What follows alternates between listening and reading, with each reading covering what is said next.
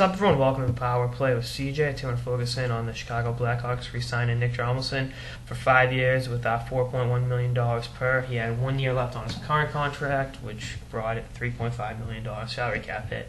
I think they kind of overpaid for him. I like Hjalmarsson as a player. I'm not sure his play's warranted a $4.1 million contract. I mean, it's fair.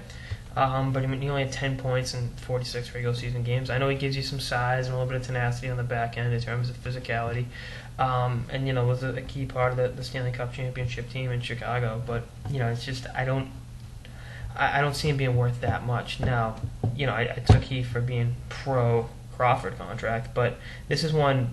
His offensive numbers don't jump off the page at you. I understand he does more than just put up numbers. It's not his role per se, and he's also plus player every year he's been in the league. He's been minus once. That was his 13 games in 07-08. So, I mean, there's that. But at the same time, you got to look at the bigger picture and say, could we have gotten similar productivity for the same cap hit or less? And I think so. And like I said, I like Hjalmarsson a lot, and I think you would have gotten this money on the open market.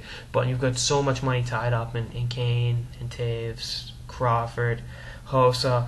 It's kind of like, you get to reassess what you're doing. But like I said, the Blackhawks have done a pretty good job at being able to spend and retain key pieces, which I mean they weren't able to do in 2010.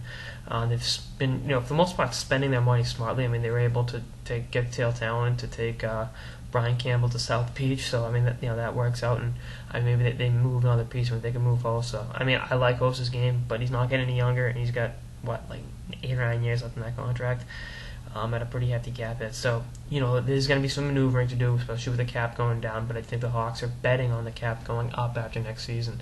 So, we'll see what happens if it's a high-stakes poker game. But, Bowman and company know what they're doing. They've been through the road. This isn't their first rodeo.